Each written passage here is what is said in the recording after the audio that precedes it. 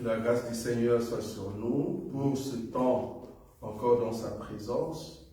Vous ne pouvez pas comprendre la valeur que d'autres personnes donnent à ces temps de questions et réponses. Ils attendent cela.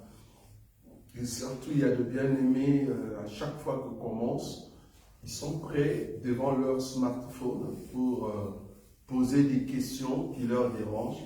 Parce que chacun de nous, au courant de la semaine, vouloir ou pas, il n'y a que des questions qu'on peut se poser, surtout pour ce qui se passe dans le monde. Nous allons prier et recommander ce temps entre les mains du Seigneur, que Dieu nous accorde son intelligence, la force d'aller jusqu'au bout. Prions.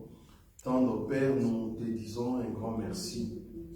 Un grand merci pour tout ce que tu réalises dans la vie de ton peuple. Tu es celui qui nous aime éternellement, qui nous accorde la force de venir dans sa présence. Si nous sommes là, c'est pour toi. Si nous sommes là, c'est pour reconnaître ta grandeur et ta force dans nos vies.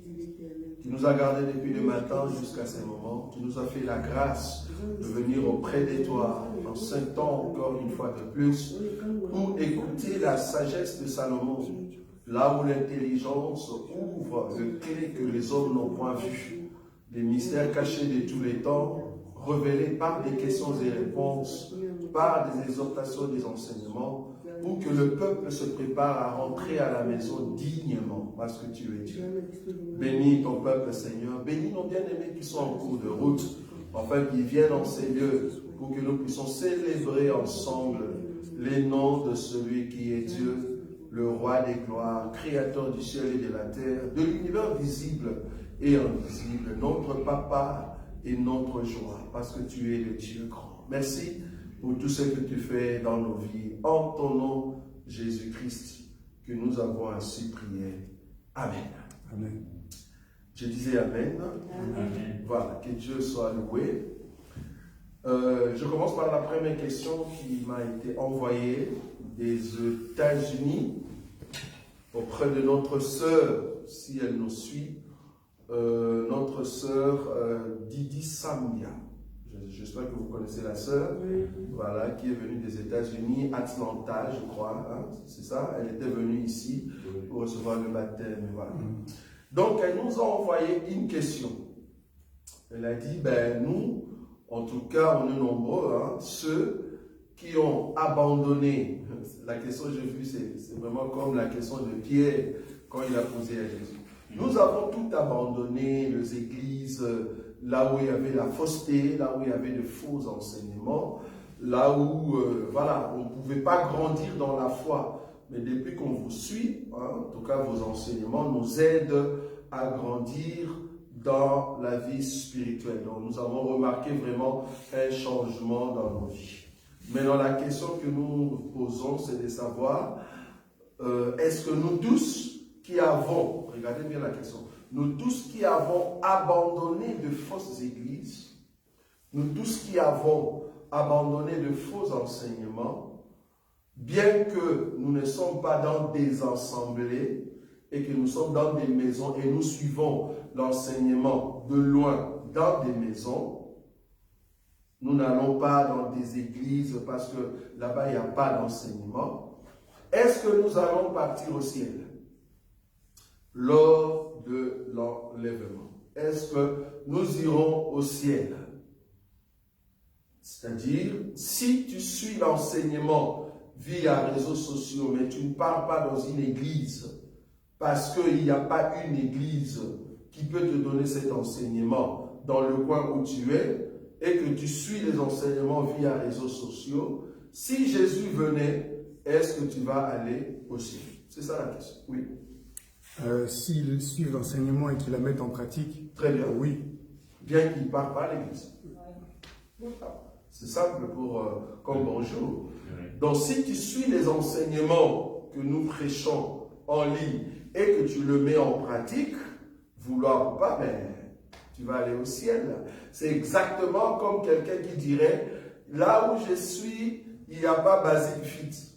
Là où je dois faire le sport. Mais je suis le coach en ligne qui donne des exercices pour faire. Est-ce que je veux maigrir? Bien sûr. Tu vas maigrir parce que si tu mets en pratique, c'est que le coach t'a dit pour maigrir. Donc, tu vas maigrir. Mais si tu ne le mets pas en pratique, tu fais que goûter, mais tu ne le mets pas en pratique, mais voilà, tu ne vas pas maigrir. Donc, les enseignements que nous prêchons ici, les bien-aimés qui nous suivent partout dans le monde, si vous n'avez pas un endroit où vous pouvez aller pour vous assembler avec les autres dans la communion fraternelle, parce que ces assemblées-là ou ces églises-là ne respectent pas l'enseignement, ben je vous dis, si seulement vous nous suivez et que vous mettez en pratique nos enseignements, vous irez au ciel. Amen. Vous irez au ciel, pourquoi? Ben parce que votre vie ne dépend plus de ce que le monde peut exiger, mais dépend de l'enseignement. Tu mets en pratique l'enseignement. On est d'accord? C'est comme si nous, aujourd'hui, Pierre et Paul étaient à Jérusalem et qu'ils nous prêchent par des réseaux sociaux, bien que nous sommes en Belgique ou au Congo. Si nous mettons en pratique leur enseignement, nous allons monter. Amen. Ça va? Donc, soyez rassurés, vous tous, qui nous suivez partout dans le monde, il suffit de respecter l'enseignement et de mettre en pratique cet enseignement, vous irez au ciel. Pourquoi? Non pas parce que vous nous suivez de loin, non, parce que vous mettez en pratique la parole de Dieu. Remarquez, même ceux qui sont avec nous en présentiel, s'ils ne mettent pas en pratique, ils n'iront pas, ils vont rester. La condition, c'est de mettre en pratique la parole de Dieu. Amen. Ça va, donc j'ai déjà répondu à cette question. Je ne sais pas s'il y a d'autres questions en ligne ou dans la salle. En ligne, juste, il n'y en a pas encore. Pas encore, même la fois passée? Non. Il n'y avait pas de questions. Ok. La consécration, bon là ce sont des questions que j'ai dans mes listes de questions. La différence entre la consécration qu'on fait aujourd'hui et ce que nous on fait. Quelle est la différence? Bon, d'abord la différence c'est l'huile. On est d'accord? Oui. La consécration que eux ils font avec l'huile, ça il faut mettre déjà de côté. Nous ne croyons pas à la consécration avec l'huile. Non, nous ne croyons pas à cela. Pourquoi? Mais parce que ça c'était la loi. Et en plus, l'huile en question, ce n'est pas l'huile que vous achetez. C'était l'huile, en tout cas l'huile d'onction, qui était composée de 5 plantes. Dieu l'avait exigé à Moïse parce que Moïse avait reçu la révélation de la composition selon l'ordre du parfumeur qui est le Dieu de gloire. Donc, aujourd'hui, nous ne faisons pas la consécration avec l'huile. Ça, c'est le premier élément. Deuxième élément, cette consécration ne se fait pas, en tout cas, nous n'avons pas vu l'écriture, ne se fait pas avec une main. J'ai vu quelqu'un faire la consécration, j'ai bien dit la consécration. C'est-à-dire, nous consacrons quelqu'un à Dieu. J'ai vu quelqu'un faire la consécration avec une main. Or, la consécration se fait avec ce qu'on appelle l'imposition des mains. Or, l'imposition de mains, c'est une doctrine. On est d'accord? C'est comme les baptêmes. Voilà. C'est parmi les doctrines selon Hébreu. Hébreu 6, c'est ça? On va lire. Hein? Hébreu, je crois, 6. On va voir. Voilà, 6, à partir du premier verset. C'est pourquoi, laissant les éléments de la parole de Christ, tendons à ce qui est parfait, sans poser de nouveau. Le fondement du renoncement aux œuvres mortes, le fondement de la loi en Dieu, le fondement de la doctrine des baptêmes, le fondement de l'imposition de main. Vous avez vu ça? Parce que tout ça, il faut l'accorder avec le fondement. L'imposition de main doit avoir un fondement biblique. Or, le fondement de l'imposition des mains au pluriel, pas imposition de la main. Non, c'est l'imposition de main. C'est-à-dire, quand on consacre une personne à Dieu, on fait l'imposition des mains. Mais je dis quelqu'un faire l'imposition de main avec une main. Pourquoi? Soi-disant, parce qu'il tenait le micro dans l'autre main. Tu vois, il fait ça. Et puis il commence à, soi-disant, à consacrer la personne. C'est anti-doctrine. C'est anti-Bible. Il n'y en a pas. dans la Bible. La consécration, c'est fait avec les deux mains. C'est-à-dire, quand toi, tu prends le micro et que tu mets une main, c'est anti-doctrine. Je suis désolé pour tout homme de Dieu qui a reçu l'imposition de main lors de la consécration, mais on lui a mis seulement une main, ta consécration est fausse. Tu vas reprendre ça. Bon, tu peux venir chez nous, on va t'aider. Tu vas comprendre chaque élément et l'importance de chaque élément. Amen. La doctrine parle de l'imposition de main. Malheureusement, même dans cet évangile, il y a d'autres qui le font. Il dit, je vais faire l'imposition de main, il fait ça. Seigneur, il commence à prier. Non, ça c'est l'imposition de la main. Ça n'existe pas. Ça n'existe pas. C'est l'imposition des mains. C'est les deux mains. Tu dois poser tes mains.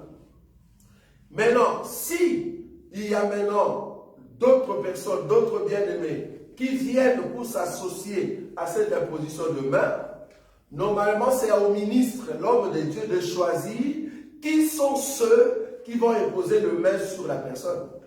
Et vous tous, vous devez poser vos mains, vos deux mains, sur la tête de la personne ou sur le corps de la personne. C'est l'imposition de main. Ce n'est pas l'imposition de la main.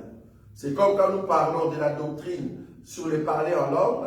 Les dons, ce n'est pas les dons de parler en langue, non. Les dons de diversité de langues. Très important. Diversité de langues. C'est-à-dire, une personne qui a un don, les dons là, ça sera un don de diversité de langues. C'est un don, ça ne vient pas de toi. Ça vient du Saint-Esprit. Le Saint-Esprit parle plusieurs langues. Il n'est pas obligé de te donner seulement une langue. Non. C'est un don. C'est-à-dire, il y a multisystème dans le parler en langue. Tu ne peux pas rester seulement avec une sorte de parler en langue. Non. Dès que tu parles seulement une langue, on comprend que tu as un don faux. Ton don doit être diversité de langues. Si lundi, mardi, mercredi, tu utilises le même verbe, le même mot dans le parler en langue, ton parler en langue est fausse. Ou ta parler en langue est fausse. C'est-à-dire, tu es vraiment à côté. Le don en soi s'exerce comme étant diversité des langues. Parce que ça ne vient pas de toi, tu ne le calcules pas dans ta tête, c'est le Saint-Esprit qui ramène cela. Il peut t'amener chez le chinois, tu commences à parler en chinois. Il peut te ramener chez le Japon, si le don est là, tu commences à parler en japonais. Donc voilà, c'est un don multisystème. Donc, c'est la même chose. La consécration, c'est l'imposition de main. C'est ça déjà l'élément. Troisième élément. Quand nous parlons de la consécration, nous, les termes que nous utilisons, c'est la reconnaissance ministérielle. Reconnaissance ministérielle. Remarquez que la reconnaissance ministérielle peut se faire chaque fois que tu pars dans un lieu. On est d'accord. Mais l'homme qui a reconnu ton ministère et qui t'a imposé de main, celui, le canal par lequel Dieu a voulu que tu sois reconnu officiellement.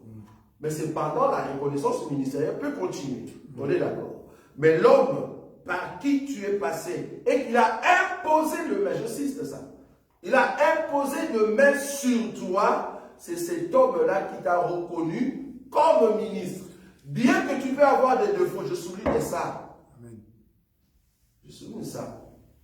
Bien que tu peux avoir des colis dans les yeux, tu peux avoir des erreurs dans ta façon de voir les Écritures, tu peux avoir pas trop de lumière dans ta façon de voir, mais la seule personne que Dieu va permettre dans ta vie d'imposer le deux mains sur toi, c'est cet homme-là qui t'a reconnu ministre.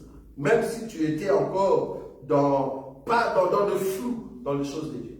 Parce que tout homme de Dieu qu'on a reconnu, remarquez, il n'y a personne qui va nous dire qu'il était à 100% et qu'on l'a reconnu comme ministre. Non, c'est faux. Il y aura toujours des éléments quelque part qui ne marchent pas bien. Mais ici, ça s'appelle la reconnaissance ministérielle. Je souligne ça.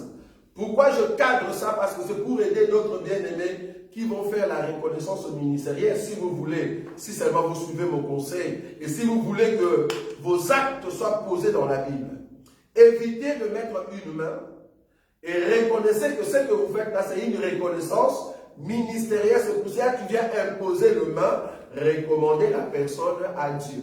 On est d'accord? Donc, c'est lui qui dit que je fais je fais la reconnaissance ministérielle, sans pour autant poser le main sur la tête de la personne ou sur ses épaules, tu n'as pas fait la reconnaissance ministérielle. J'ai vu un homme de Dieu pour faire la reconnaissance ministérielle. Je ne sais pas où est-ce qu'il a reçu cette information. Bon, moi j'appelle ça que ce n'est pas la reconnaissance ministérielle. Il prend ta main, il te tient et puis il commence à prier, soit disant il a fait la reconnaissance ministérielle. Ça s'appelle la main d'association, messieurs. Ça s'appelle la main d'association. Quand je te prends par la main et je loue Dieu pour ce que tu es dans l'évangile, ça s'appelle donner sa main d'association, c'est-à-dire je crois à ce que tu prêches. Bon, je suis béni quand même parce qu'il y a un homme de Dieu qui l'a fait aussi avec moi. Il m'a donné la main et il a prié devant tout le monde en me donnant la main. Ça s'appelle la main d'association. Tu m'as donné la main d'association. Ça dit ce que je prêche, tu es d'accord. C'est pour ça que tu me donnes la main devant tout le monde, tu pries. Mais mettre les deux mains sur la tête ou sur les épaules, non. Ça s'appelle reconnaissance ministérielle. Que les autres appellent, ah, c'est mon père ministériel, tu vois. Ça, c'est comme si tu étais son père ministériel. Bon, nous, on ne croit pas en cela, parce que il y a toujours un père en la foi. Donc, quand on impose les deux mains sur la tête ou sur les épaules, c'est lui qui a fait ça, c'est lui qui est ton papa. C'est lui qui est ton papa. Donc, vous tous qui avez fait vos reconnaissances ministérielles, allez revoir. Parce que, supposons que le baptême, c'est tombé dans l'eau, immersion, hein, tombé dans l'eau et sorti. Mais quand on utilise le baignoire, bien que tu es tombé dans l'eau et tu es sorti, est-ce que c'est un bon baptême? Non, parce que vous n'avez pas respecté la doctrine. Vous n'avez pas respecté la doctrine. Toute personne qui a reçu la reconnaissance ministérielle ou la consécration avec une main, ou soit on t'a donné la main comme ça, avec ta main comme ça, puis on prie pour toi, ta reconnaissance ministérielle est fausse. Ta reconnaissance ministérielle est fausse. Amen. On doit t'imposer les mains, les deux mains. On peut le poser l'autre sur les épaules, donc les deux mains sur les épaules, ou les deux mains sur la tête. C'est lui qui impose comme ça. Si c'est un ministre et qui t'a imposé, c'est lui qui t'a reconnu ministre. C'est pareil, hein? Comment? Que ce soit sur les épaules ou sur la tête. Oui, c'est pareil. Parce que là, c'est l'imposition de main. L'imposition de main. Parce qu'on dépose la charge sur toi. On est d'accord? Parce que, qui ça?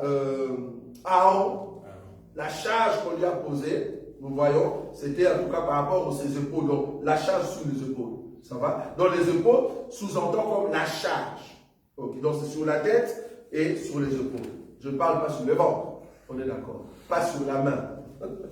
Donc, c'est sur la tête ou soit sur les épaules. C'est-à-dire qu'on te donne la charge de l'église. Ça, c'est en parlant de l'imposition de main, quand tu pries pour une personne, tu lui imposes le main, tu veux communiquer la grâce de Dieu dans la vie de la personne. J'ai remarqué ça à mon bien-aimé que j'aime beaucoup. Il a prié pour une personne et la personne avait tendance à tomber. Ou la personne est partie pour tomber. Et puis lui, il enlève les mains lors de la prière. Et puis il embrasse la personne pour que la personne ne tombe pas.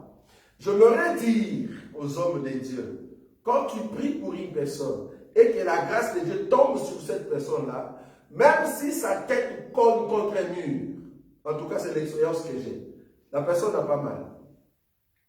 La personne n'a pas mal. Je ne dis pas qu'il faut que la tête cogne. Et d'habitude, qu'est-ce qu'on a fait? On met toujours quelqu'un derrière, non? Pour que la personne tombe calmement. Ouais. N'empêchez pas une personne qui reçoit la grâce de Dieu de faire ce que le Seigneur fait dans son corps. Il ne faut pas l'empêcher. Je vis la personne bouger et puis lui dire, c'est comme s'il l'empêche, ne bouge pas. Non, laisse-le. Laisse-le bouger à fond.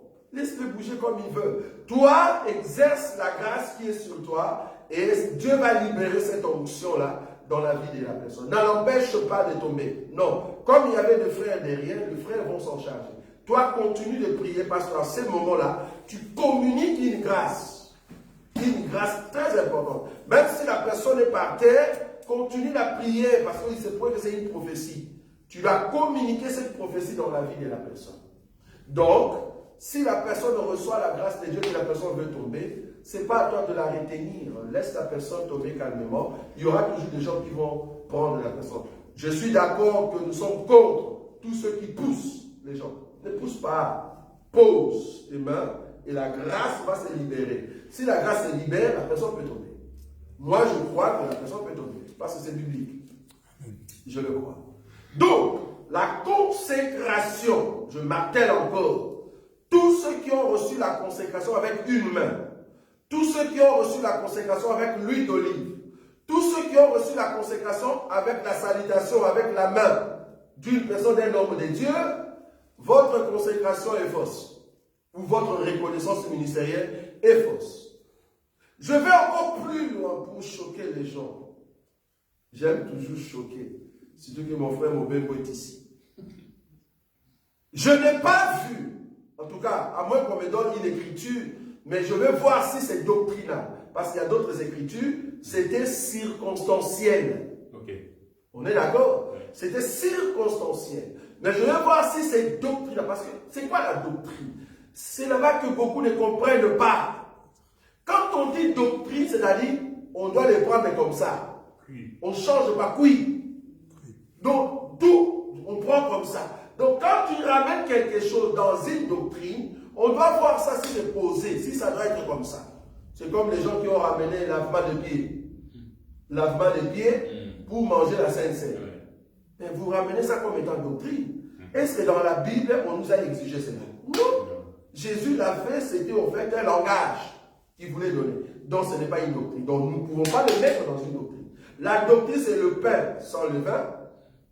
Et le vin, pas du jus. On est d'accord. Ça, c'est la doctrine. Nous respectons cela. Il y a quelqu'un qui a dit, il faut que ça soit les soirs. C'est aussi doctrinal. Je dis, il faut vraiment nous montrer si il faut que ça soit les soirs. Il faut nous montrer ça. Parce que tu vas nous dire que toutes nos fêtes que nous voulons faire pour faire la Sainte Seine, il faut que ça soit les soirs. Il faut que ça soit les soirs. Or, nous devons. Jésus, s'il a fait ça le soir, c'est parce que c'était la dernière soirée qu'il a fait. Les disciples, s'ils le faisaient le soir, vous savez pourquoi? Qui sait pourquoi les disciples le faisaient le soir? Ils le faisaient le soir parce qu'ils se réunissaient le premier jour du travail. Un lundi, comme chez nous ici, tout le monde pendant la journée va au travail. C'est tout à fait normal quand nous revenons nous tous du travail, nous nous réunissons. C'est comme ça que nous pouvons partager cela les soirs. Donc ne nous dit pas qu'il faut que ça soit les soirs, non. D'ailleurs, les disciples, ils ne priaient pas les dimanches. Non. On est d'accord. Ils ne priaient pas le Shabbat. Quand je dis dimanche, ça dit Shabbat. Ils priaient un jour normal.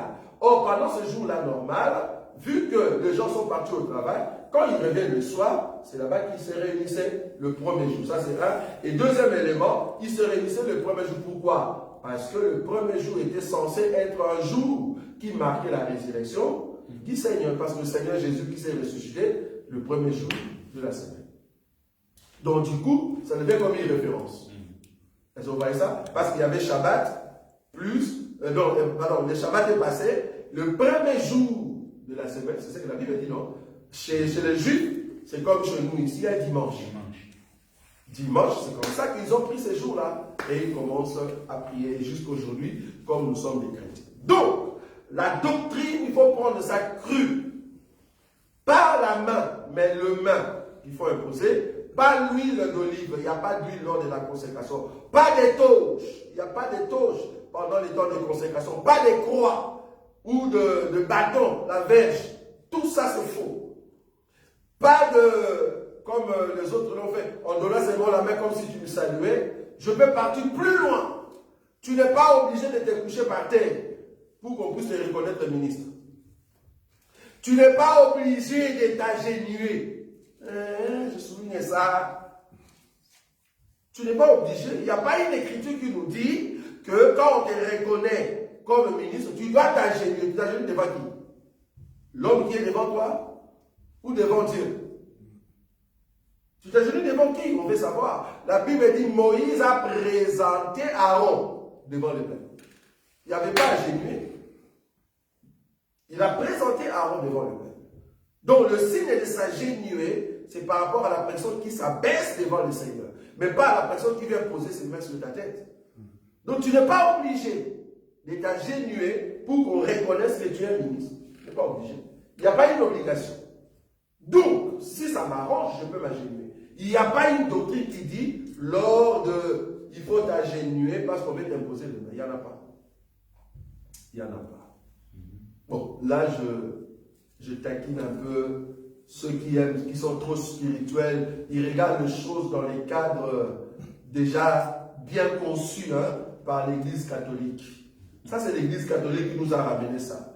Les papes qui doivent te reconnaître comme archevêque, cardinal, mais tu dois t'agenouiller. C'est le pape, monsieur. Tu vois? Il nous a ramené ça dans nos églises. Et tout le monde aujourd'hui, pour recevoir la consécration, mais la personne est à genoux. Par rapport à quelle écriture? Donc il n'y a pas d'écriture par rapport à cela. Ça va? Donc voilà. Ça c'était pour marteler sur la consécration. Je suis désolé, il y a beaucoup d'hommes de Dieu, en réalité, vous n'êtes pas consacrés. Vous n'êtes pas consacrés. Parce que la doctrine de la consécration, vous ne l'avez pas respectée. De la même, parce que c'est la doctrine, de la même manière que nous disons que vos baptêmes sont faux. Pourquoi? Parce que c'était dans la piscine, au nom du Père et du Fils et du Saint-Esprit. La personne est entrée dans la mer, oui, mais les pieds dehors. Donc la personne, j'ai vu ça. J'ai vu ça. C'était où je... Donc on le baptise. D'abord, le pasteur a peur. Mais pourquoi tu es parti là-bas alors? Le pasteur a peur d'entrer dans la profondeur. Ok.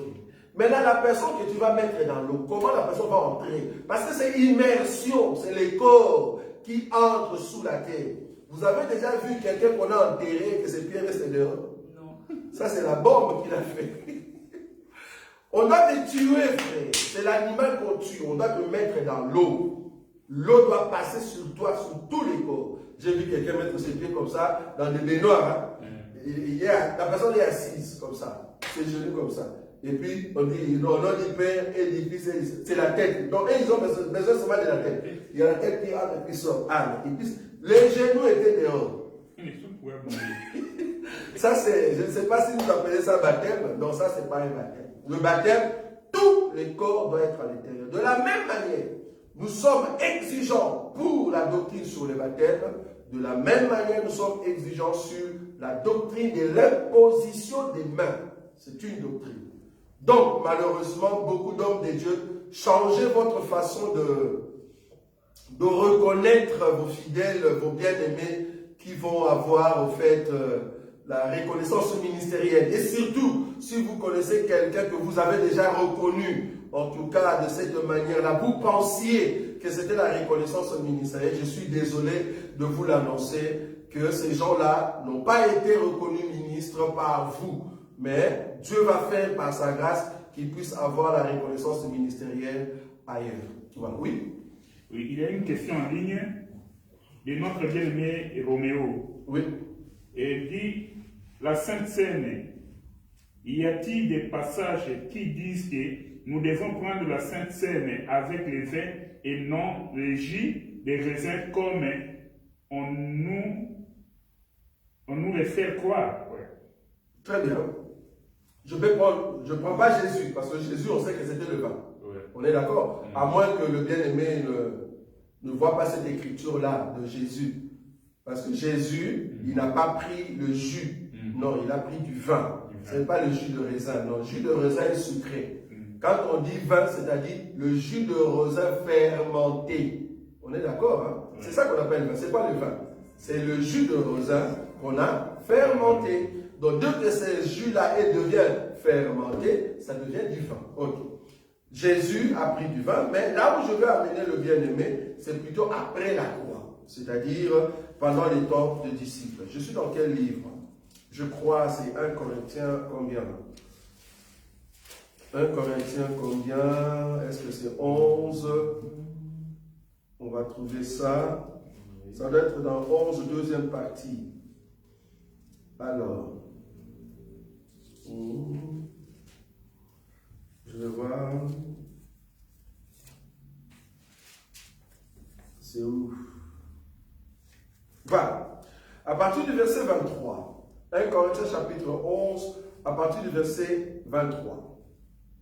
Car j'ai reçu du Seigneur ce que je vous ai enseigné, c'est que le Seigneur Jésus, dans la nuit où il fut livré, prit du pain et après avoir rendu grâce, le rompit et dit, ceci est mon corps qui est rompu pour vous, faites ceci en mémoire de moi. Ok, je monte au-dessus.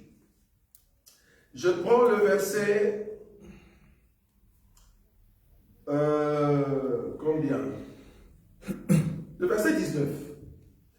Car il faut qu'il y ait aussi de sectes parmi vous, afin que ceux qui sont approuvés soient reconnus comme tels au milieu de vous. Donc, lorsque vous vous réunissez, voilà, c'est ça.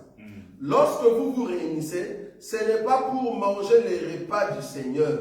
Car quand on se met à table, vous voyez, chacun commence par prendre son propre repas et l'un a faim tandis que l'autre est comment? Il va commencer. Donc on comprend que quand on a mené la nourriture, parce que c'est la fête, je vous ai dit que la Sainte c'est la fête, on a mené la nourriture et le vin, bon, les autres commençaient déjà mets-moi un peu dans les sachets. Bon, le système de chez nous, chez nous les Congolais. Ah, maman, mets-moi un peu dans les sachets, s'il te plaît. Je vais ramener pour les enfants là. Mais frère, on doit d'abord partager pour tout. Non, non, non, non. Mets-moi déjà dans les sachets, puis voilà. Et puis là, on met dans les sachets. Comme mon frère Emmanuel est célibataire, pour le moment, bon, célibataire parce que sa femme est restée. Il profite, quoi. Voilà. Pour toi, maintenant, ce que maman s'est dit, hey, allez, mets-moi dans les sachets. Ah, voilà mon assiette. Voilà, on met déjà tout, viande, tout ça. Makayabou, voilà. Et puis, il mange normalement alors qu'il a déjà un grand paquet à côté. Maintenant, arrivé à la fin, ceux qui sont venus en retard, la nourriture est finie. C'est ce que Paul dit. Il y a d'autres qui ont encore faim, mais vous, vous êtes déjà rassasiés. Il y a d'autres qui n'ont pas encore pris le vin, vous, vous êtes déjà ivres. C'est-à-dire, le vin de la Sainte Seine, ils ont déjà commencé à boire. Donc, lors de la Sainte Seine, c'est vraiment le vin qu'il faut ramener, ce n'est pas du jus. Il n'y a personne dans la Bible qui a ramené au fait du jus le jour de la Sainte Seine. Même le Seigneur l'a fait, c'était en tout cas avec du vin. Et tous les disciples le savent, c'est avec du vin. Et quand il parle de la coupe, cette coupe-là, ça doit avoir le vin. Ça, c'est un. Maintenant, dans la révélation, wow. Dans la révélation, pour boire, parce que le vin, c'est quoi? C'est le Saint-Esprit, non? C'est les sangs, mais les sangs qui devient Saint-Esprit, on est d'accord? Parce que quand on coupe le pain, c'est la chair. Oui. C'est ça, non? C'est la chair qu'on coupe. Ou quand tu déchires la chair, qu'est-ce qui sort? Les sangs. Ok. Est-ce qu'on boit directement ces sangs ou il faut attendre que ces sangs soient fermentés? Il faut attendre que les sangs soient fermentés. Sinon, quand tu coupes directement et que tu bois, attention, tu vas boire le jus de raisin. Je ne sais pas si tu comprends ce que je dis. Quand je prends le raisin, je coupe, je mange directement. Ça, c'est le jus de raisin. Mais remarquez l'écriture. Je prends. On va prendre la Sainte Seine avec Jésus. Matthieu, combien? La Sainte Seine dans le livre de Matthieu, trouvez-moi rapidement. Sainte Seine. 26. 26 combien? 26. 26. Pendant qu'il mangeait, Jésus prit du pain et après avoir rompu, il rend grâce et... Après avoir... Qu'est-ce qu'il dit là? C'est quoi ça? Après avoir rendu grâce, il le rompit et donna aux disciples en disant, prenez, mangez, ceci est mon corps. La Bible dit ici, 27, il prit ensuite. C'est comme si c'était la suite. Ça c'est Matthieu. Mais si tu vas dans d'autres versions, quand il a donné le pain, il a laissé un temps. On peut toujours chercher ça. Hein? Allons dans d'autres versions. Il prit ensuite une coupe et après avoir rendu grâce, ça c'est dans Matthieu. Remarquons maintenant Marc. Qu'est-ce que Marc nous dit? C'est dans quelle écriture? C'est facile de trouver ça parce que ce sont de livres synoptiques. Je peux le trouver ici. Alors, synoptique, c'est Marc 14, Luc 22. Donc, Marc 14, 22, on va prendre ça. Et puis Luc 22. Marc 14, 22. Qu'est-ce qu'il est dit là-bas? Pendant qu'il mangeait, Et puis 23, il dit, il prit ensuite une coupe. Ça va? Donc ici, on dit le mot ensuite. Ça va? On prend Luc. Luc, qu'est-ce qu'il dit? Luc 22. Parce qu'il faut qu'il y ait la précision pour confirmer l'écriture. Luc chapitre 22. Quelle écriture? 22, 17. 19. Non, 17. Oui, mais même 19. Ensuite, il prit le pain. Et après avoir rendu grâce, il les rompit et les donna en se dit ceci, et en disant, ceci est mon corps qui est donné pour vous. Faites ceci en mémoire de moi. Il prit de même la coupe après le souper, ça va? Donc là, le livre synoptique, je vous ai dit que ce sont des livres synoptiques, c'est-à-dire, ils vont dire la même chose. On prend plutôt Jean. Jean, il est toujours différent. Hein? Je vous ai toujours dit que le livre joannique n'est pas... C'est pas la même chose, c'est seulement les synoptiques qui sont presque la même chose. Donc, Jean chapitre 13, le verset 12. On va voir comment est-ce que Jean représente cette scène-là. Jean 13, à partir de 12. Voilà. Après qu'il ait lavé le pied et qu'il ait pris ses vêtements, il eut pris ses vêtements, il s'est mis à table et leur dit, comprenez-vous ce que je vous ai fait? Vous m'appelez maître, ainsi de suite. Alors, je descends.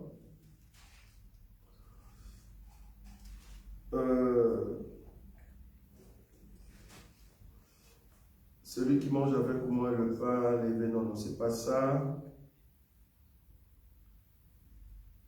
C'est où l'écriture?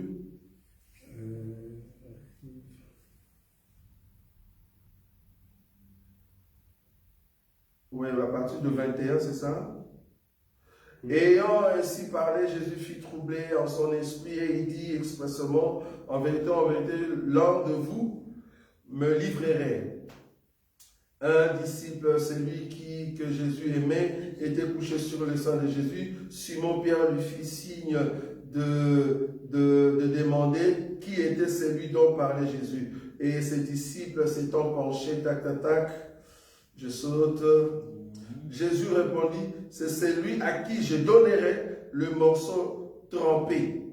Et ayant trempé le morceau, il les donna à Judas, fils de Simon Iscariote. Ça va? Donc ici, le pain qu'il a partagé à tout le monde, parce que quelqu'un nous a amené un débat pour dire que Judas n'avait pas mangé la Sainte Seine. J'ai dit, ah bon? Comment ça? Tu vas dans Jean ici, si tu lis pas bien, tu vas voir comme si, mais voilà, Judas n'avait pas fait la Sainte Seine avec le Seigneur. Donc, attends, c'est où cette écriture? Alors, c'est où la Sainte Seine ici, voilà? C'est pas dans Jean, chapitre 6. Je commence à chapitre 6. Et à partir de 53. Jean chapitre 6. Non, là c'est avant ça. La Sainte Seine. Oui, je vois là dans Jean 6, oui. Versets 53 et 54. Ah, peut-être. Attends, on va voir. Non. Là, il prêchait sur sa chair et sur son sang. Non. Donc, ici, ce qu'on comprend, c'est quoi? Quand il a coupé le morceau et qu'il a trempé, il donne à Judas. Cela ne veut pas dire que Judas était sorti et que la Sainte Seine a eu lieu après. Non. Il avait donné vraiment le morceau à tout le monde. Ça va? Mais il y a une écriture que je cherche, bon, parce qu'on n'a pas le temps, vu qu'on est en direct. Ce n'était pas directement, comme le synoptique le dit, ensuite. Donc il a pris quelques temps juste après, et puis c'est comme ça qu'il a donné, qu'il a pris maintenant la coupe. Ça va? Alors, où est-ce qu'on peut trouver cette écriture? C'est là on dit après avoir. Oui. C'est où ça? Ici dans Jean? Non, attends, on va voir. il y a quelque part ici, là où le Seigneur prend la coupe. Attends. Supportez-nous, vous qui êtes en ligne. Alors là, il lave le pied, tac, tac. Voilà. Donc ici, apparemment, il n'y a pas la Sainte Seine. Attends. Allez, pendant dès qu'à présent la chose est arrivée, enfin que lorsque vous arrivez. En vérité, je vous dis. C'est Jean. Envoyez-le. Apparemment, c'est Jean, il n'a pas parlé de cette scène. Non. Non. Je suis troublé. Regardez les gens. Tac, tac.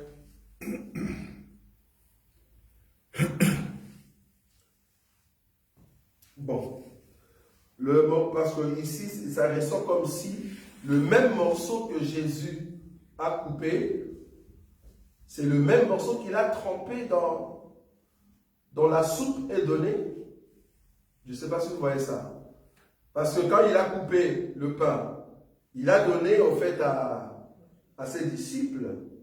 Est-ce que le morceau maintenant de Judas, il a coupé, puis il a trempé, il a donné, ou c'était déjà que la Sainte Seine est déjà passée? Je ne sais pas si vous voyez ce que je veux dire. Oui. Le morceau qu'il a donné à Judas, est-ce que c'est le morceau quand il a coupé le pain, il a rompu le pain, et qu'il a coupé un morceau, et il a donné à Judas, ou le morceau qu'il avait rompu, ça c'était déjà avant, oui. Et il commençait à manger, et puis son cœur est troublé, il dit, l'un de vous va me trahir. Et c'est comme ça que Jean va poser, c'est qui? Je crois que c'est pendant qu'il mangeait. Pendant qu'il mangeait. Parce que la Bible dit que c'est lui avec qui on va tremper. Oui, le pain. Oui. Donc, lorsque Judas avait déjà son père, oui. Lorsqu'il trempait, Jésus aussi trempait. Et c'est pas mais c'est pas ce que l'Écriture dit. Regarde ce que l'Écriture dit. L'Écriture dit ceci. Attends, hein. Le verset 26. Regarde 26. Jésus répondit. Matthieu ou bien Jésus dans Jean. Jean. Oui. Bon, parce que les synoptiques, et ils ont une autre manière. Je dis par rapport à Jean. Parce que le problème dans les débats, c'est quoi? Oui. Tu fais un débat par rapport à un livre. Non, là on ne saura pas faire un débat. Les débats, il faut le faire avec d'autres témoins. Si tu restes seulement dans Jean, on aura des problèmes. Par exemple, ici dans le verset 26, Jésus répondit, c'est celui à qui je. Je ne sais pas si vous voyez ça. Oui. C'est Jésus qui lui donne le morceau. Ça, c'est dans Jean. Mais dans d'autres versions ou dans d'autres livres, c'est celui qui mettra avec moi, tu vois, là ça change.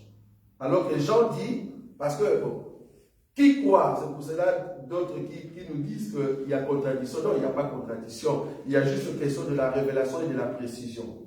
Ça va?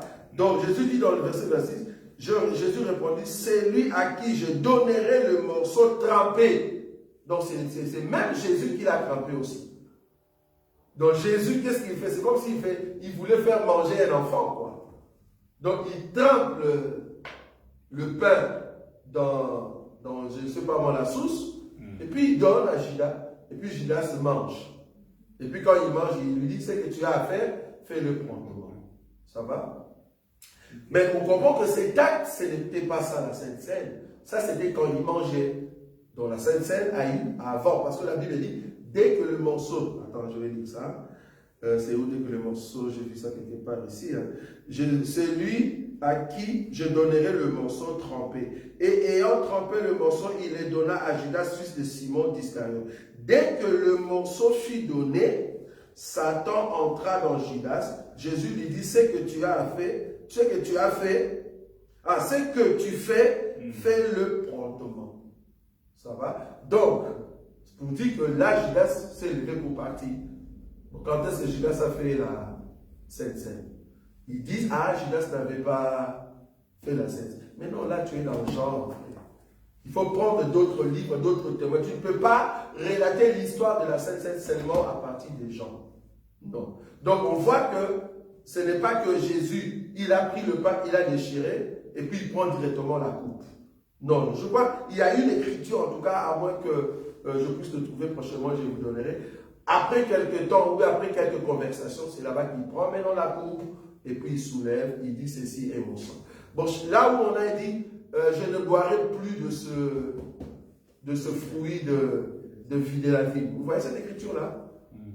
Est-ce que vous savez où est-ce qu'on peut trouver ça? Cherchez-moi ça, frère Béni. Peut-être ça peut se trouver là-bas. Bon, deux fois, on ne s'est pas bloqué de versets. Donc, c'est juste pour dire que le sang, ça doit être le sang fermenté. Ce n'est pas du jus, mais c'est le sang fermenté. C'est-à-dire du vin fermenté. Ça doit prendre quelques temps. Ce n'est pas du coup, on ouvre et puis on boit. Non. Il faut que ça soit... Tu as trouvé? Oui. Et dans Matthieu, c'est 26-29. Oui, il dit quoi? Il dit... 26-29. Il dit, je vous le dis, je ne boirai plus désormais de ce fruit de la vigne, jusqu'au jour où j'en boirai du nouveau avec vous dans le royaume de mon Père. Il n'y a pas d'autres écritures? Il y en a d'autres, c'est dans Luc, Oui. Luc 22, 18. Oui. Luc 22, 18, il dit, car je vous le dis, 22, 18. je ne boirai plus désormais du fruit de la vigne jusqu'à ce que le royaume de Dieu soit venu. 22, 18. Hein? Ouais, c'est ça. Attends. Luc 22, 18. Oui. Car je vous l'ai dit, ah oui, c'est ça.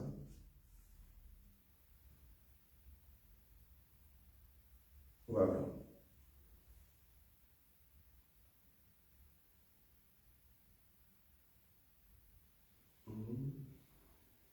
Voilà.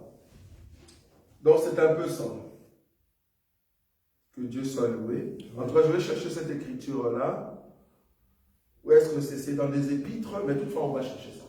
Donc, pour dire que entre le pain et le sang, il y a eu quand même un temps qui s'est écoulé. Ça va? Qui s'est écoulé. Juste ce temps-là peut nous signifier que ce n'est pas du jus de raisin, mais il faut que ça soit du sang du jus fermenté pour que ça devienne du vin. Oui. Donc, par exemple, dans des régions, par exemple, il est là où il n'y a pas de vin. De vin? Parce que oui, en Afrique, parfois dans les villages. Alors ne faites pas la Sainte-Seine. C'est comme si tu me disais dans des régions où il n'y a pas de rivière. Qu'est-ce qu'il faut faire les baptêmes? Puisque les vins au Congo, par exemple, Oui. dans les fins fonds du Congo, il n'y a pas de vin parfois. Tu es sûr? Et ces gens-là, qu'est-ce qu'ils vont faire? Ils vont rester comme ça, les revenus entiers sans fois. Bon, ils n'auront pas la Sainte-Seine. S'il n'y a pas de vin, il n'y a pas la Sainte-Seine. Mais là, Ils vont aller au ciel. ils vont aller au ciel. Bien sûr, c'est comme quelqu'un qui est dans un coin, il n'y a pas de rivière. Il doit recevoir le baptême dans le baignoire. Non, mais il va aller au ciel s'il croit. Oui ou non? Oui ou non? Il reçoit. Il va aller au ciel. Il va aller au ciel. Pourquoi? Parce qu'il croit que c'est du vin. Bon, le pain sans levain. Si tu n'as pas de farine, si tu n'as pas de farine, tu fais avec des mangues, des morceaux de mangue et de fruits. Il n'y a pas de farine. Mais nous voulons faire la Sainte-Seine. Tu veux remplacer le pain avec... bon, il n'y a pas de pain, mes bien-aimés. On va couper des mangues, parce qu'ici, on a beaucoup de mangues. Et ceux qui vont faire ça avec le manioc. Ah non, même là. Est-ce que c'est vrai? La chikwang. La chikwang. Mais oui, quelqu'un fait avec le chikwang. Oui. Ils ont fait avec le chikwang. Oui. Et le vin, ils ont pris le vin, ça dit la guerre. Oui. L'écriture qu'on cherchait tout à l'heure, je pense, c'est dans 1 Corinthiens. Ah, c'est un Corinthiens là-bas. Le chapitre 11. Chapitre 11. Au verset 23. 11, 23. C'est là où on voit la différence du temps que vous Alors, ok. Car j'ai reçu du Seigneur. C'est ce que je viens de lire alors. Donc, car j'ai reçu du Seigneur ce que je vous ai enseigné, c'est que le Seigneur Jésus, dans la nuit où il fut livré, prit du pain, et après avoir rendu grâce, le rompit et dit ceci est mon corps qui est rompu pour vous. Faites ceci en mémoire de moi. 25. De même, après avoir soupé, ah merci, c'est ça. Merci. Amen. Ah, est-ce que vous avez vu ça? C'est-à-dire qu'ils ont terminé à la fin. C'est-à-dire on a mangé parce que le pain fait partie de la nourriture. Comme c'était le temps de la nourriture, parce qu'il faut comprendre, les Juifs, ils ont un peu cette culture-là comme dans le village. C'est-à-dire, ils prennent le vin comme étant une session dans les temps de manger. C'est-à-dire, il y a un temps pour manger et un temps pour boire. C'est-à-dire, ils ont mangé, et pendant les manger, ils déchirent le pain. Maintenant, c'est le temps de boire après avoir soupé. Voilà. Après avoir soupé, c'est là-bas, maintenant, c'est le temps de boire. Il introduit maintenant le vin. Rien que les temps là, cela prouve que nous passons de jus vers le vin, c'est-à-dire la fermentation. Parce que le corps vient d'être déchiré, on est d'accord? On a déjà déchiré le corps, le sang sort, mais il laisse encore un temps, le sang descend. Voilà. Ces petits temps-là prouvent que ça doit être quelque chose de fermenté. Donc il dit, de même, après avoir soupé, il prit la coupe. Voilà, c'est ça. Donc ce n'était pas directement, non, il termine du côté d'avoir mangé, et quand il commence du côté boire, c'est là-bas qu'il vient prendre le vin. Waouh, quelle précision. Merci Seigneur. Amen. Merci frère. Parce que je sais que je l'avais, tu vois. Je me dis, j'ai l'écriture, mais ça se trouve où? Je ne sais pas. Le livre aussi parle de ça. Comment? Qui est ça? Luc. Luc? Non, Luc n'a pas dit ça. Il dit seulement ensuite. Non, non. Il dit quoi? Après le souper. Il dit, oh, Luc aussi a dit ça. Ah, ok, on n'a pas vu alors. Attends.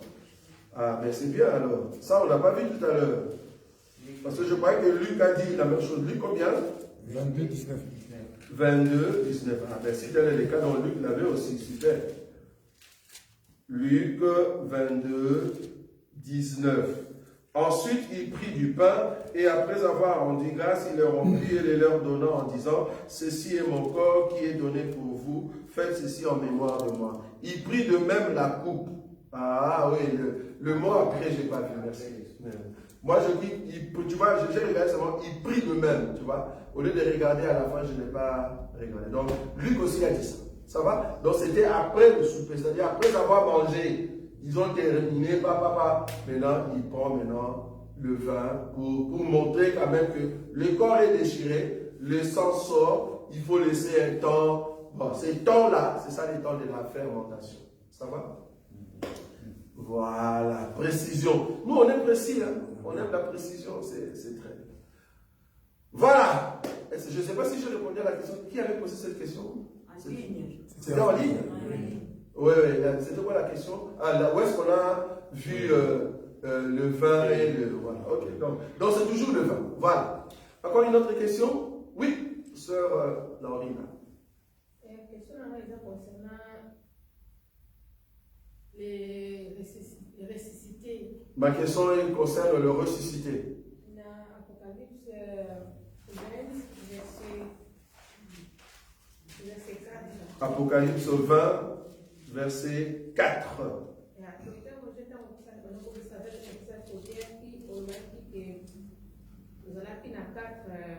Peuple na Nouveau Jérusalem.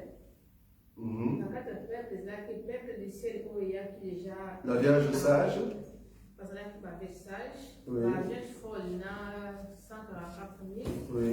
Parce que là, qui ressuscité qui. Oui. Mais rescapé. Que besoin qui marque il y a. La bête. Oui. Même si qui marque mais qui grâce na yaki Abraham bakota ki na nini na Royaume. na royaume. Oui.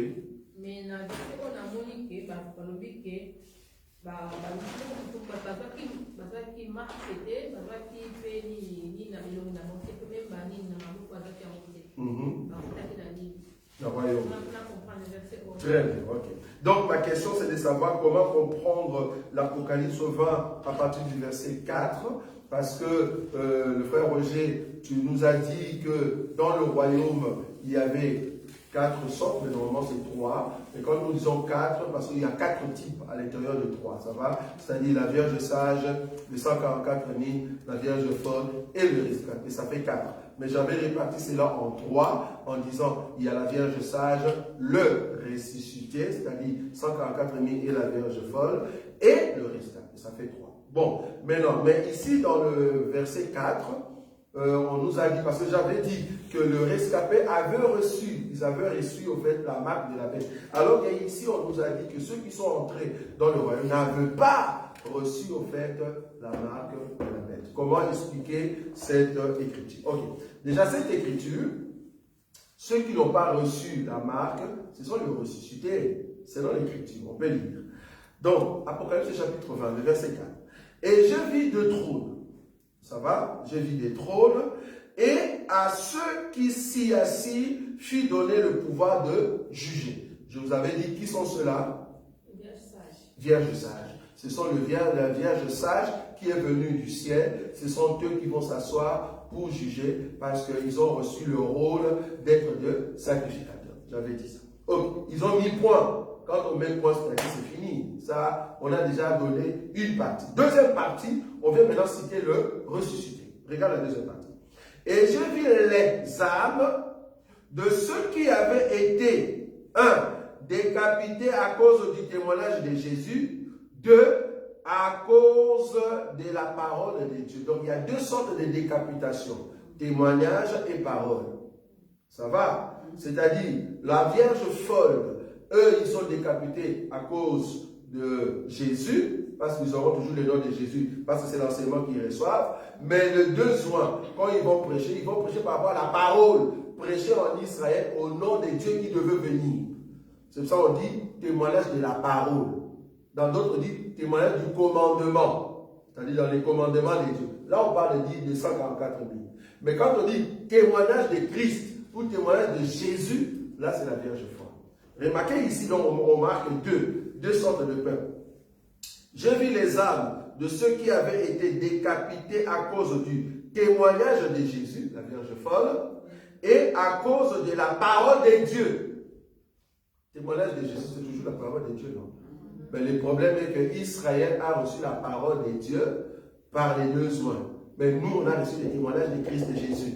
Ça, c'est la Vierge folle qui aura l'enseignement des ratés. Ça va? Donc maintenant, qu'est-ce qu'ils disent?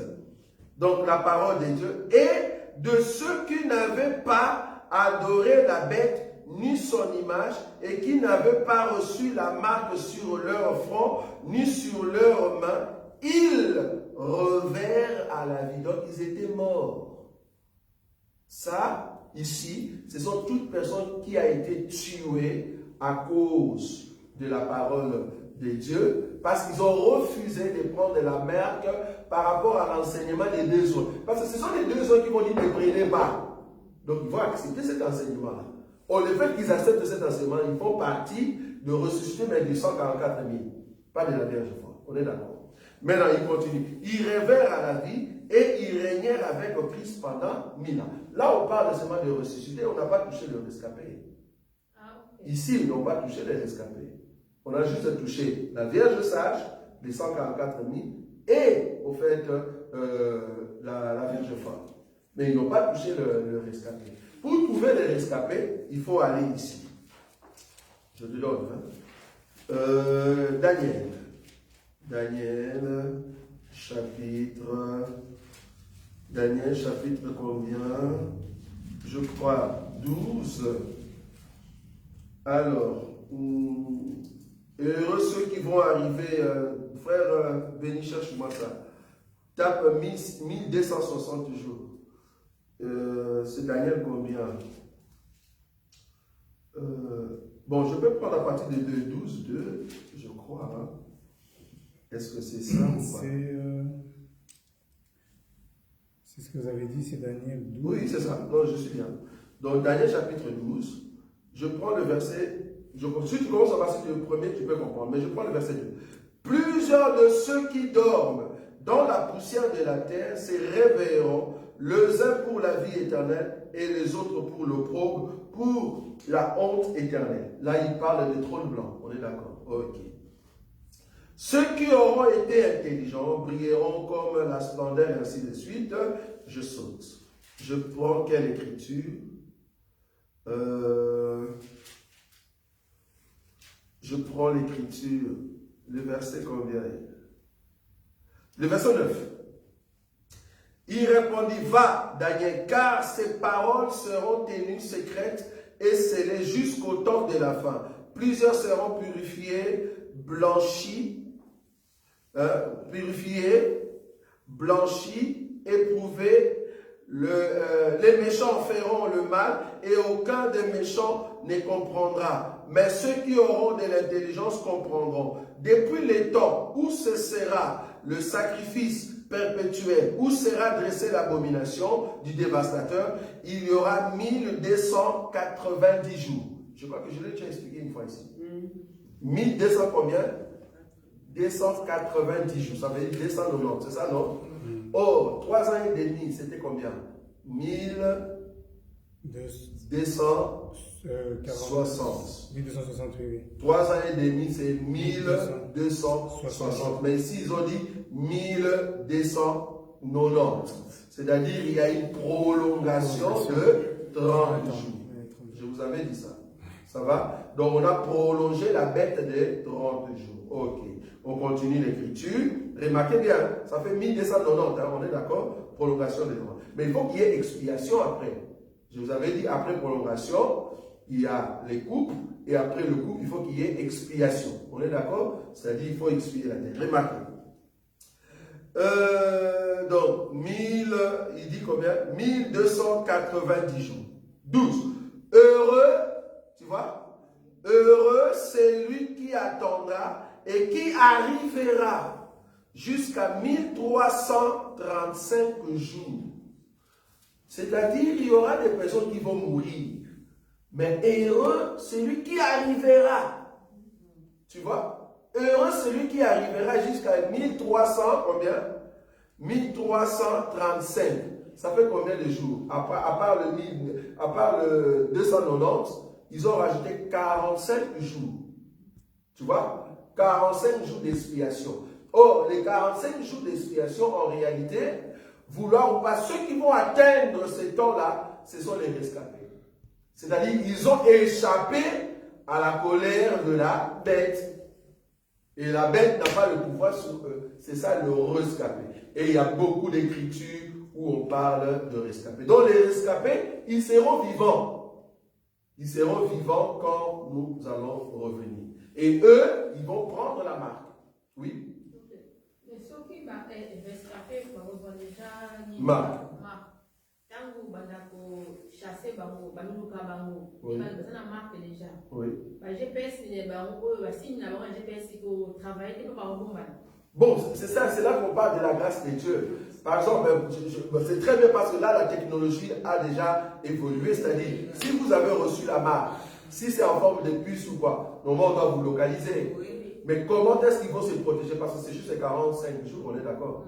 La prolongation, ça c'est pour la prolongation de la bête. Mais la prolongation de la bête pendant quoi? Pendant la grande tribulation. C'est-à-dire, la grande tribulation ne va pas durer seulement 1260 jours, mais c'est 1290 jours. Mais on va quand même le protéger. C'est-à-dire, c'est Dieu qui fait cette grâce-là, oui ou non? C'est Dieu qui les garde pour qu'il y ait un nombre. C'est ce qu'on appelle un peu la grâce de Dieu. C'est Dieu qui les protège pour qu'on ne puisse pas les exterminer. Parce que le but, c'était d'exterminer tout juif. Exterminer tout juif. Or, eux, ils auront quand même la grâce d'être protégés par Dieu pour ne pas être exterminés. C'est pour ça qu'ils ne seront pas nombreux. C'est la grâce de Dieu qui sera sur eux. Amen. Oui. On a 2 questions en ligne. Oui. La première, c'est... Pardon, excusez-moi. Oui. C'est quelle est la différence entre un rêve, oui. un songe et une vision? Très bien. Et la deuxième question, c'est qui dit, c'est par rapport à la Vierge folle là-bas, 140 contre 1000. Oui. À l'obaki que bango bakozala na longévité na nzoto na bango oui, pendant le millénium. Oui. Est-ce que bakokufa lisusu pour qu'il soit encore ressuscité pendant le trône de Dieu? Ah, très bien. Ok, merci. Je commence par vision, songe, rêve. Ça va? Ok. Qu'est-ce qu'on appelle vision? J'ai vu une vision. Vision, c'est en fait de forme, ça peut être de forme, ça va, imagé. Par exemple, quand nous disons que Daniel a eu une vision, c'est-à-dire quand il dormait, il a vu de forme imagée et qui nécessite par exemple une explication. Ça va? Qui nécessite une explication. Vision. Rêve, c'est-à-dire, dans le rêve, il y a 2 sortes de rêves. Il y a le rêve normal et ce qu'on appelle... Prémonitoire. Wow, j'ai oublié le terme. Donc, c'est-à-dire, ce que je vis pendant la journée, ce que je regardais à la télé, et puis je dors, je le vois. Comment on appelle ça? Rêverie. Merci. De rêverie. C'est pas rêve, mais rêverie. C'est quoi rêverie? C'est que je vis pendant la journée et je le vois la nuit. Ça, c'est rêverie. Mais rêve, je ne pensais pas à cela, mais Dieu m'a montré clairement sur une personne. Voilà. Mais est-ce que ça va vraiment se réaliser? Non. Ça peut ou n'est pas. Ça dépend. Mais ça, c'est un rêve qu'on a, en tout cas, qu'on a au fait la nuit. Songer ou avoir un songe, c'est à peu près comme un rêve. C'est à peu près comme un rêve. Songe, c'est au fait, je peux dire, la mère des deux, la mère de la vision et de rêve. Je peux dormir, je songe, mais ce que je songe, c'est une vision. Je peux dormir aussi, je vois le songe, mais le songe en question, c'est le rêve. Ça va? Donc le songe ici, c'est vraiment au niveau de mon, comment on dit, mon émotion, mon âme. Au niveau de mon âme, c'est là-bas qu'il y a des songes. Ça va? C'est là-bas que je vois le rêve et de vision. C'est-à-dire, un songe peut être une vision, un songe aussi peut être un rêve. Mais la différence de rêve et vision, c'est comme je vous ai dit, la vision, c'est vraiment quelque chose de concret. C'est-à-dire, tu le sens, c'est comme si tu vivais cela dans ton corps. C'est comme si tu vivais cela. C'est-à-dire, c'est quelque chose de vécu. Tu le sens et que c'est frappant. Tu ne peux pas oublier ça. À moins que tu sois un peu distrait. Comme par exemple le roi Nabucodonosor qui a vu une vision mais qui a oublié. Vous voyez? Mais c'est une vision qui cache quelque chose. Là, on ne dit pas c'est un rêve. Non, ce n'est pas un rêve. Là, c'est vraiment une vision concrète. Oui. Une précision. Donc, une vision aussi, on peut voir aussi une vision tout en étant éveillé comme ça. Bien sûr. Oui. Bien sûr. C'est-à-dire, je suis debout, Oui. je vous regarde, mais je ne vous vois pas. Je vois une vision, je vois un esprit qui... Ça aussi, c'est une vision. C'est dit concret. Tu vois là où je suis. Vision, c'est dit concret. Ça dit tu le sens. Ça, c'est vision. C'est pas rêve. Non. Ça, là, tu ne rêves pas. Bon, ceux qui sont dans le monde disent, je rêve ou quoi? Non, tu ne rêves pas. Tu as vraiment vu. C'est une vision claire. C'est-à-dire, par exemple, j'ai déjà vu des gens qui ont vu la vision d'une personne qui meurt. Et que le corps sort de son corps et voilà. Les gens ont vu ça. Ce sont des visions. Ce sont des réalités. Ça va? Souvent, ça cache toujours une profondeur dedans. Mais dans la deuxième partie de sa question, je ne sais pas si c'est la même personne, c'est une autre question. Donc, la Vierge folle, le ressuscité, je vous ai dit, ils seront ressuscités, les 144, ils seront ressuscités tels qu'ils étaient. C'est-à-dire, si tu étais femme, tu ressuscites femme. Homme, dans le corps, tu ressuscites homme. Enfant, tu ressuscites enfant parce qu'ils viendront, ils peuvent tuer toute la maison. Il dit à cette maison, vous priez, on vous tue vous tous. Nous, on ne croit pas à la bête, on vous tue tous. Et les enfants, ok.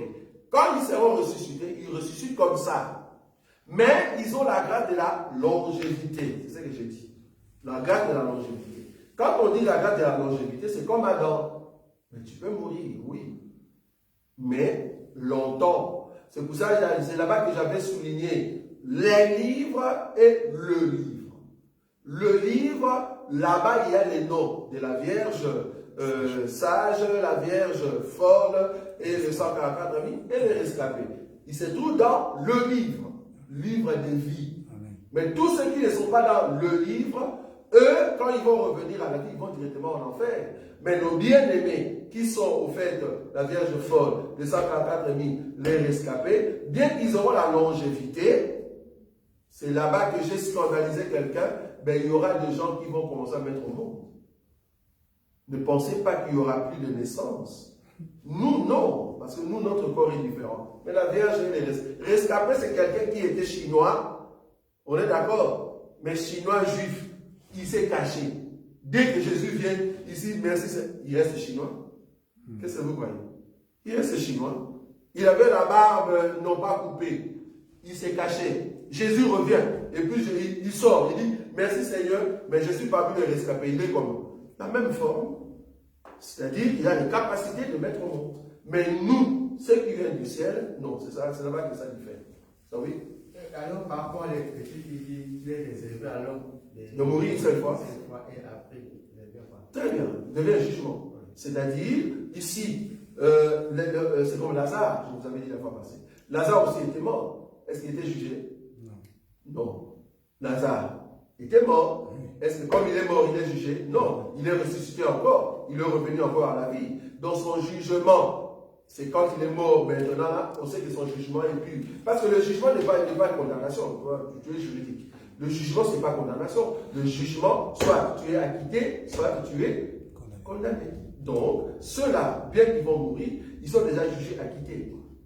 Ils vont entrer au ciel. Ça va, quand on dit ciel, ça dit nous rentrons en Dieu. Mais les autres, là, c'est la saleté. Ils ne vont pas entrer en Dieu. Mais nous allons rentrer en Dieu. C'est l'écriture que je donnais dans 1 Corinthiens chapitre 15. Nous allons rentrer en Dieu. C'est ça leur acquittement. Donc, il est réservé à l'homme de mourir une fois. Après quoi vient le jugement. Remarquez que ces gens-là, ils sont morts, oui, mais comme Lazare, c'est ce que j'avais dit. Ils sont ressuscités après. Et après, ils doivent mourir maintenant, mais avec un jugement d'acquittement. Ils sont acquittés. Ça va? Oui? On a deux questions en ligne. Oui. La première question, c'est question sur Apocalypse, Oui. Chapitre 5, verset 4. Apocalypse 5, 4. Et dit la question est de savoir, le vieillard qui parlait à Jean, est-ce que c'est la Vierge sage? L'un des vieillards. L'un des vieillards, Oui, merci. c'est la Vierge sage qui parlait à Jean. Très bien. La personne veut savoir c'est qui parlait à Jean. En fait, c'est le type. Parce que si tu dis que c'est la Vierge sage, c'est comme si la Vierge sage est déjà au ciel. C'est le type, ça va? Donc, quand on dit le type, parce que là, il est dans des visions, on est d'accord? Jean est dans une vision, et dans cette vision, il y a des profondeurs. Donc, la vision que Jean voit, il dit d'abord, il a été amené au ciel. Bon, toi et moi, on est d'accord. Si on parle là-bas, si on voit Jean, est-ce que Jean a disparu? Non. Non, Jean dormait. Et il a été ravi dans la vision. Et c'est dans la vision là-bas qu'il voit qu'il y a aussi ce qu'on appelle l'un des vieillards ou le vieillard, le 24 vieillards. Donc, ça représente en fait la Vierge sage. Donc, c'est l'un de, quand tu dis l'un de sage, ne pense pas que ça va se réaliser. Non, c'est pas qu'il y aura l'un de Vierge sage qui un jour, il va aussi rencontrer Jean au ciel. Parce que Jean lui-même déjà est Vierge sage. Jean lui-même est au fait vieillard. Donc, cela ne va pas arriver. C'était juste pour donner comme enseignement à nous pour comprendre que dans le ciel, après avoir été enlevé, ben, il y aura au fait de vierges sages qui seront de vieillards. Oui, maman? Question Apocalypse 21. Oui. 1, 2, 3. Apocalypse chapitre 21. 1, 2, 3. Oui, c'est quoi la question? La question pour le bas, expliquer qui bisoki. Nouveau ciel. Nouveau ciel et tout. Nouvelle terre. L'explication c'était que batwa sait quoi. Oya banso bazoluka solution na ville bana baye ko regarder bateau ba outil likolo ba yé. Parce qu'on a une ville on a compris que ville ça sera où? Oui. Et puis, deuxième question, Gog et Magog. Oui. Est-ce que pendant que Seigneur, le homme Bakiti, donc dans les 4 vieillards. Les 24 vieillards. Voilà, Bakiti na Seigneur. C'est quoi la période Gog et Magog après, dans ce qu'on comprendre. Très bien. Bon, là maintenant, il faut donner, comme on dit, la chronologie. La chronologie. Donc, ici, ce qu'il faut comprendre est que quand on dit nouveau ciel et nouvelle terre, j'ai donné ça en 2 temps. C'est-à-dire, le royaume de Christ sur la terre va changer complètement ce qu'on a eu depuis Adam. C'est-à-dire, il n'y aura que nouveauté. Nouveauté de vie, pas de maladie, rien du tout. Pourquoi? Parce que Satan est lié. Les démons n'ont plus le pouvoir. Donc le monde vit au fait merveille sur merveille. Il n'y a plus de souffrance. Les hommes vivent au fait normalement, bien qu'il y a d'autres qui sont encore animales et d'autres qui sont dans le royaume. C'est ça, cette ambiance-là qu'on appelle nouvelle terre, nouveau ciel. Quand on dit nouveau ciel, c'est-à-dire tout ce que le diable a mis au ciel là. C'est-à-dire de machines pour contrôler les hommes, satellite, fini. Il n'y aura pas de pouvoir. Il faut que le ciel soit lavé, c'est dans ce sens-là. Ça, c'est la première partie ou la première définition de nouveau ciel et nouvelle terre. Mais la deuxième partie, c'est là où je dis le recommencement de toutes choses. C'est-à-dire quand nous rentrons en Dieu, c'est-à-dire nous rentrons dans l'éternité, tout revient zéro. Voilà, ça c'est autre chose aussi. Maintenant, en ce qui concerne le 24 vieillards, tout ça, c'est pas pendant les temps de Gog et Magog, parce que Gog et Magog, c'est après le millénium. Donc, le 24 vieillards, la Vierge sage, le royaume, c'est pendant le millénium, c'est-à-dire pendant le millénium, le règne de Christ. Ce n'est qu'après ce règne-là de 1000 ans, c'est là-bas que Satan sera relâché pour amener ce qu'on appelle Gog et Magog. D'accord. Ça va? Oui. Il y avait encore une question qui disait par rapport à Genèse 21, le verset 12. Oui. La personne demande... Genèse 21, 12. Il demandait pourquoi c'est de la postérité d'Isaac que sortira... la question, il demande, parce que je ne trouve plus la question, il dit, pourquoi Dieu a dit à Abraham que de Isaac sortira une postérité qui sera propre? Qui sera propre. Qui sera propre. Oui. La question, comme il dit dans Genèse 21, 12, la personne demandait, parce que je ne retrouve plus la question ici. Attends, je vais lire. Hein. Cette parole de plus fort aux yeux d'Abraham à cause de son fils. Mais Dieu dit à Abraham que cela ne déplaise pas à tes yeux à cause de l'enfant et de ta servante. Accorde à Sarah tout ce qu'elle te demande, car c'est d'Isaac que sortira une postérité qui te sera propre. C'est-à-dire la postérité, la promesse. C'est par Isaac et non pas par Ismaël. Parce que ici, c'était la question par rapport à Ismaël. Donc, parce que lui, il croyait que c'est par Ismaël. Non, non, non. C'est par Isaac que tu auras une postérité qui te sera propre. C'est-à-dire la promesse, la lignée, là où tout doit descendre, c'est par Isaac et non pas par Ismaël. C'est dans ce sens-là que le Seigneur a dit cette écriture. Okay. Oui, maman? La question est ça, où le jugement, ça va passer comment, comme on voit ici dans ce monde. On appelle par exemple Angèle, viens. Ok. Quel jugement? Trône blanc. Non, trône blanc, ça c'est un jugement spirituel, on est d'accord. Parce que dans le trône blanc, c'est-à-dire le monde est fini, on est à la fin de tout ce qui doit exister. Tout revient au fait, comme on dit dans le sens spirituel, tous ceux qui n'ont que l'âme qui a au fait offensé Dieu, ne vouloir ou pas, ils vont en enfer. Mais tous ceux qui appartiennent à Dieu rentrent en Dieu. C'est ce que j'avais dit. Il faut que tout revienne à Dieu. Hein. On va prendre l'écriture. 1 Corinthiens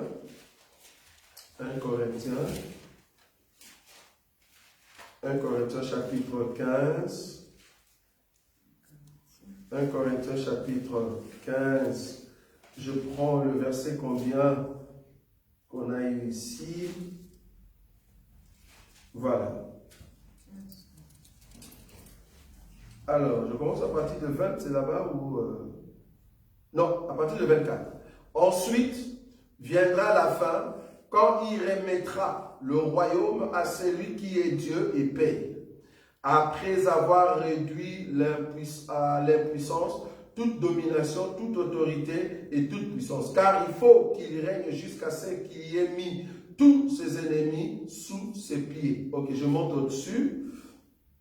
20. Mais maintenant, Christ est ressuscité de mort. Il est le prémisse de ceux qui sont morts. Car puisque la mort est venue par un homme, c'est aussi par un homme qu'est venue la résurrection de mort. Et comme tous meurent en Adam, et même aussi tous reviennent à Christ. Ce n'est pas ici.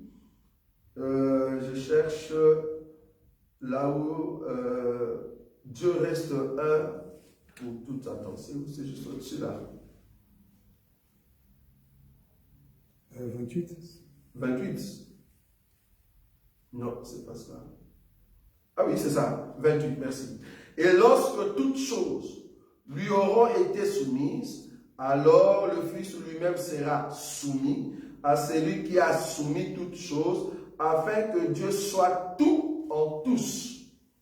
Ça va? Donc là, maintenant, nous rentrons en fait en Dieu. C'est seulement le peuple de Dieu qui reste, mais en Dieu.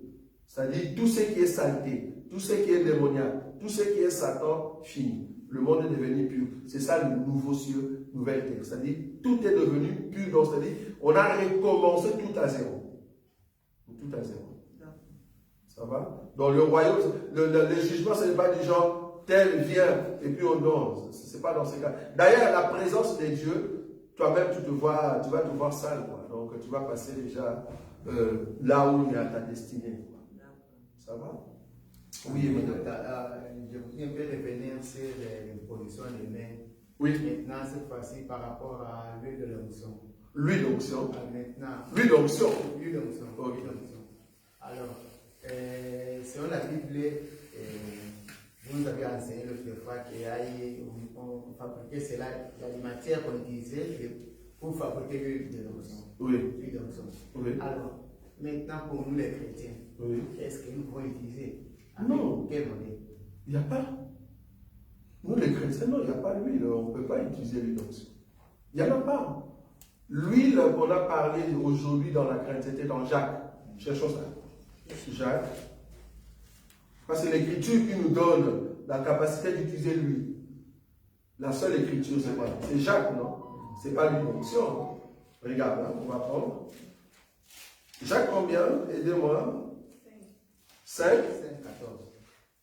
Jacques 5, 14. Jacques 5, 14. Voilà. Quelqu'un parmi vous est-il malade qu'il appelle les anciens de l'Église et que les anciens prient pour lui en loignant d'huile au nom du Seigneur? Et puis regardez la suite. La prière de la foi sauvera le malade et non pas l'huile. Amen. On est d'accord?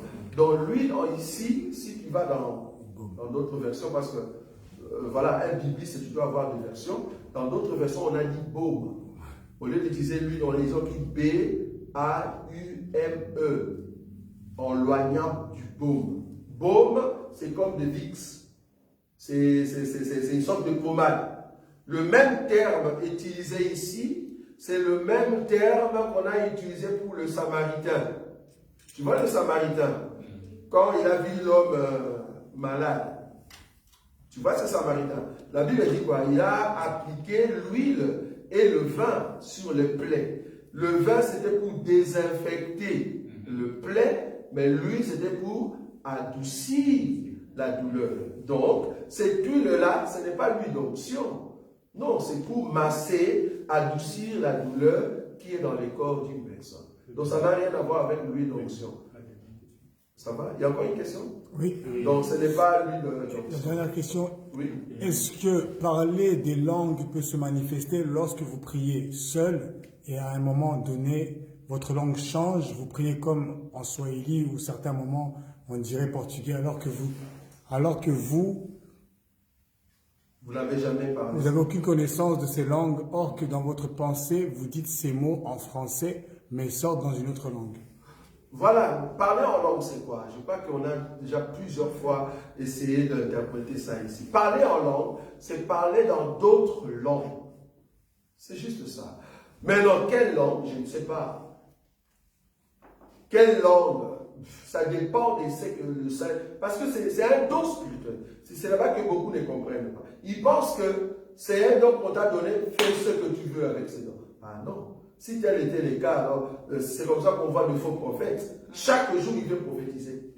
Donc chaque jour, Dieu vient pour prophétiser sur les gens. Non, c'est un Dieu gentil. Il connaît la vie de tout le monde. Donc, chaque jour, il prophétise. Non. Je crois qu'à un moment, Dieu, il ne fait pas parler, il ne parle pas. Voilà. À un moment, il ne parle pas. S'il veut parler, il parle. Donc, le parler en langue, quand ça vient dans une langue que toi-même, tu ne sais pas, que tu n'as pas apprise. Ok. Mais qu'une autre personne peut comprendre. On est d'accord, celui qui est à côté. Mais toi, tu ne connais pas cette langue. Ça peut être portugais parce que tu n'as jamais appris cette langue. Ça peut être swahili parce que tu n'as jamais appris. Mais ça peut être une langue que toi, tu n'as pas, en tout cas, la maîtrise. Tu n'as pas maîtrisé cela et ça vient dans ta bouche.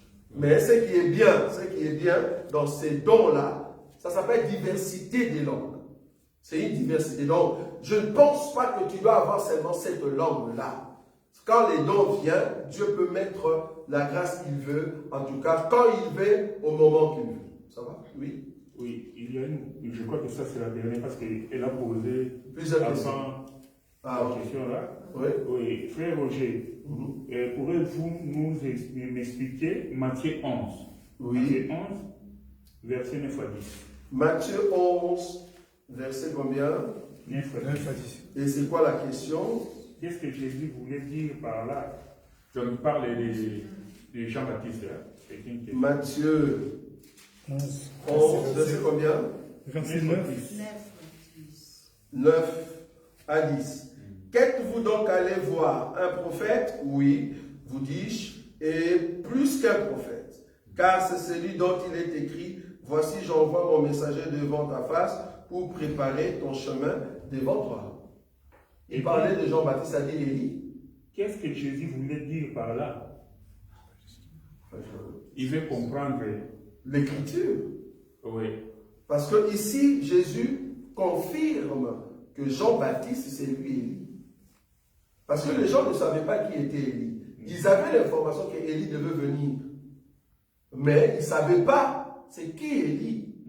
Maintenant, quand Jésus commence, qu'êtes-vous donc allé voir? C'est-à-dire, bon, je commence en 8. Mais qu'êtes-vous allé voir? Non, 7. Comme ils s'en allaient, Jésus se mit à dire à la foule au sujet des gens. Ça va? Au sujet des gens. Oui. Ok. Qu'êtes-vous allé voir au désert? Parce que si vous étiez parti voir un homme, ben vous avez échoué. Vous étiez parti voir un prophète. Et le prophète qui devait venir, c'est lui. Donc Jésus définit Jean. Que Jean, en réalité, que vous avez vu là, c'est lui Élie qui devait venir. Donc l'esprit qu'il a, c'est l'esprit au fait de lui. Donc je voulais juste dire que l'Élie que vous attendiez, ben, il est déjà là. Quoi. C'est dans ce sens-là. Maintenant, si tu continues, peut-être, là maintenant, peut-être il faut continuer l'histoire là où les enfants chantent, tout ça.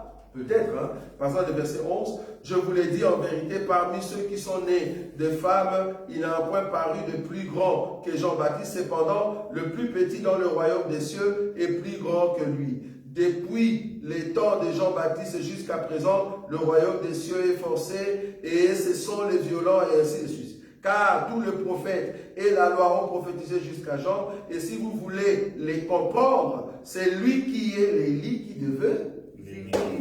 Voilà. Donc il définit Jean. Quoi. Voilà. Donc au lieu de rester seulement dans ces versets-là, c'est mieux de lire tout. Comme ça, tu as eu une idée. Donc là, Jésus définissait Jean. Qui est Jean-Baptiste? Ça va? Il y a encore une autre dernière question rapidement? Non. Voilà.